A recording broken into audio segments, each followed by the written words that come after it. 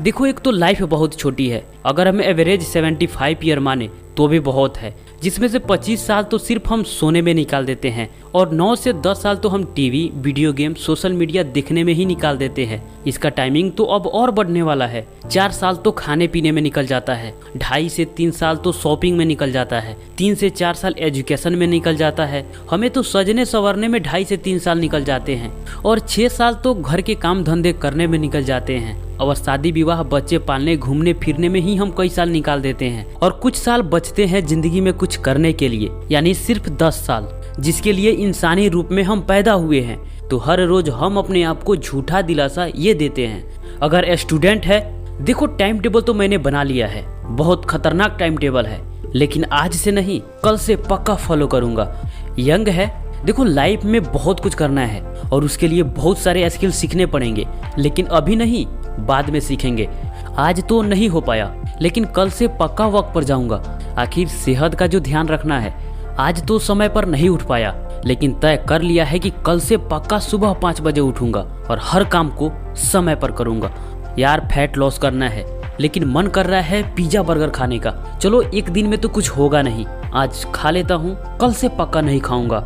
इसी तरह कई सारी चीजें अच्छे हैं जिसे करना जरूरी है, उसे भी कल पर टालते हैं और इस तरह महीने नहीं साल निकल जाते हैं और फिर हम खुद को 1 या 2 साल बाद भी वहीं पर पाते हैं जहाँ पे 1 या 2 साल पहले थे।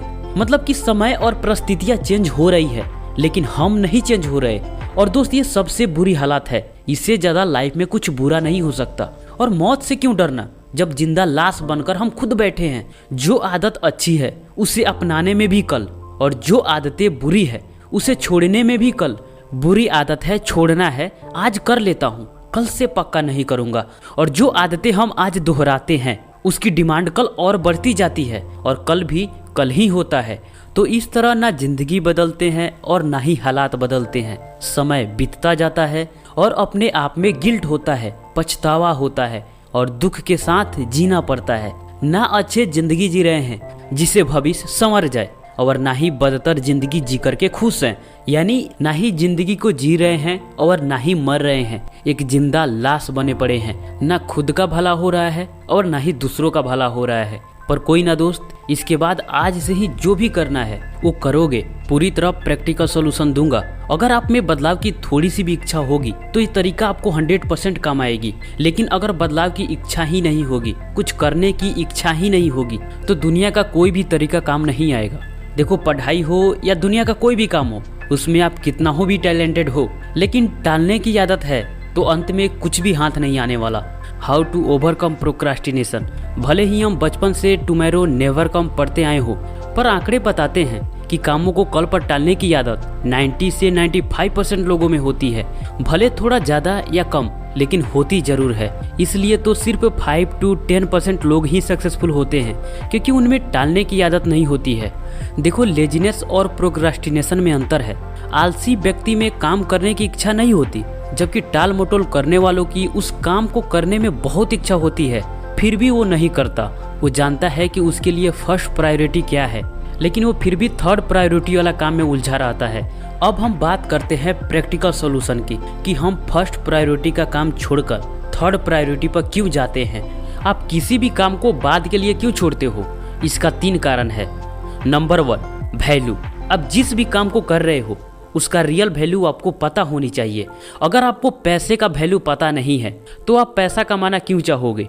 वही जिस दिन आपको पैसे की वजह से भूखा सोना पड़े, उस दिन आपको पैसे का रियल वैल्यू पता चल जाएगा। उसके बाद आप सब कुछ छोड़ के पैसे के पीछे भागना शुरू कर दोगे।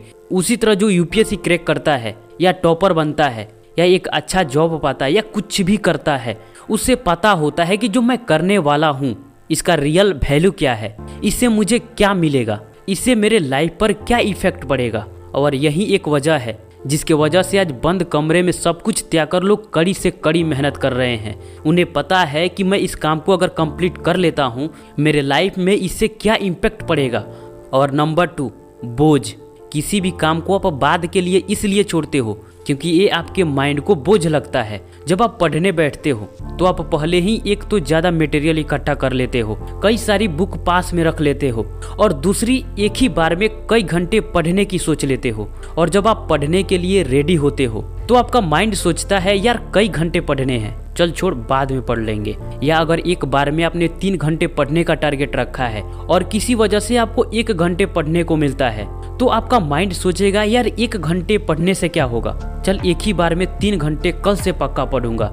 इस तरह आपका टाइम टेबल या प्लानिंग धरा के धरा रह जाता है और कई महीने निकल जाते हैं। क्या एग्जैक्ट आपके साथ यही होता है? कमेंट बॉक्स में #USR जरूर लिखना, स्क्रीन पर आपको दिख रहा होगा। इसका सॉल्यूशन क्या है? आप शुरुआत में घंटे की प्लानिंग मत बनाओ, आपको सिर्फ पता होनी चाहिए कि मुझे पढ़ना है और पहले किसी भी एक सब्जेक्ट को उठाओ, उसका सिर्फ 1 पन्ना पढ़ना है या मैथ का 1 या 2 क्वेश्चन सॉल्व करना है बस। और आपके माइंड को ये बोझ नहीं लगेगा और आप बैठे बैठे 5 क्वेश्चन भी सॉल्व कर लोगे, कई पन्ने भी पढ़ लोगे, आपको पता भी नहीं चलेगा।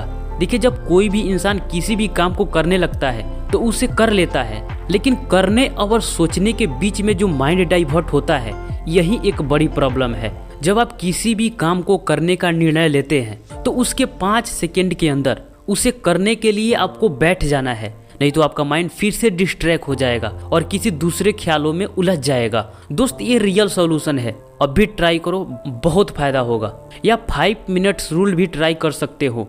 देखना, इसी तरह अगर कोई भी काम करना है तो सिर्फ 5 मिनट के लिए करना है। अपने माइंड को एक सुझाव दो, क्योंकि कुछ भी करता तो आपका माइंड ही है। तो याद रखना, किसी भी काम को करने से पहले वो काम आपके माइंड को बोझ नहीं लगना चाहिए, नहीं तो वो बाद के लिए आपसे छुड़वा ही देगा। और इस तरह दिन भी निकल जाएगा, काम कभी पूरा नहीं होगा।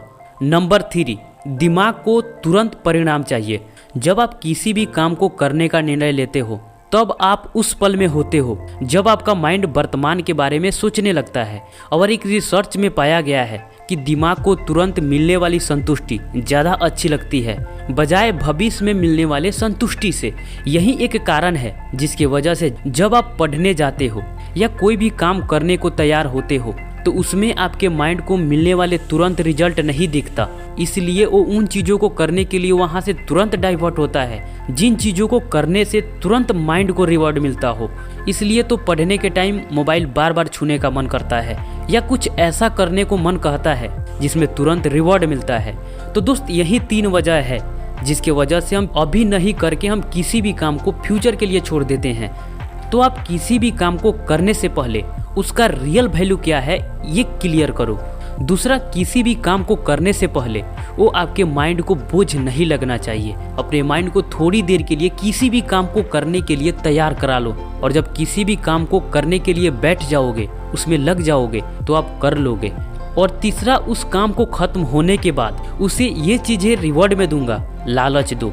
अगर हम थोड़े थोड़े पढ़ाई करके 2 घंटे कंप्लीट कर लेते हैं तो हम अपने माइंड को एक छोटा सा रिवॉर्ड देंगे जिससे उसका आदत लग जाएगा और वो भी खुश रहेगा और किसी भी काम को करने के लिए वो तैयार हो ही जाएगा। दोस्त, कैसा लगा वीडियो कमेंट बॉक्स में ज़रूर बताइएगा। मिलते हैं आपसे फिर अगले वीडियो में, तब तक के लिए आपका धन्यवाद।